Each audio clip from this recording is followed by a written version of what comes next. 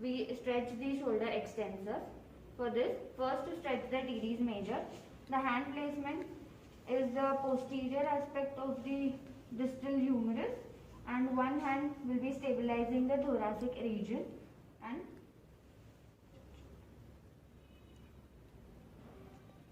to stretch the latissimus dorsi, we stabilize the thoracic and the pelvis region and give a stretch.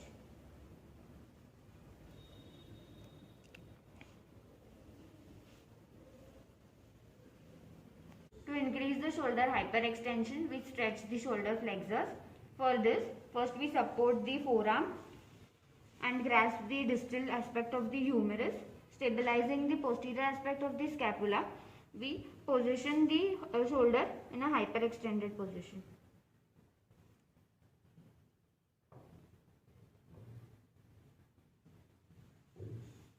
To increase the shoulder abduction, we stretch the adductor. For this, the elbow is flexed to 90 degrees and we stabilize the thoracic region.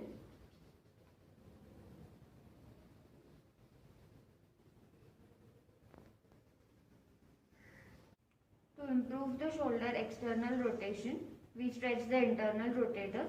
For this, we abduct the arm to a comfortable position, 30 to 45 degrees. Flex the elbow to 90 degrees. Stabilize the scapular area with one hand and place one hand on the volar aspect of the forearm and stretch the internal rotators.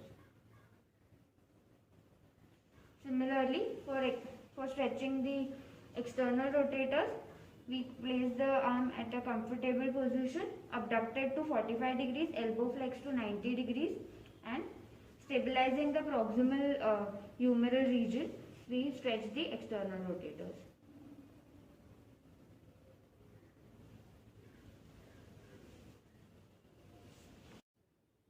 To improve horizontal abduction, we stretch the pectoralis muscle. For this, we place the arm in a comfortable 60 to 90 degree abducted position, flex the elbow to 90 degrees, and then move the arm below the edge of the bed in a horizontal abduction direction. To improve elbow extension, we stretch the elbow flexor. For this, we place a towel roll below the elbow, stabilizing the anterior aspect of the shoulder. One hand is held over the forearm and the elbow flexors are stretched.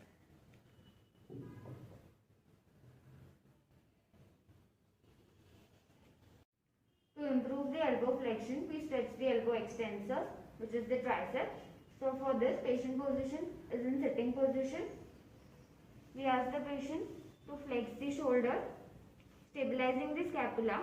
We give a stretch to the triceps muscle.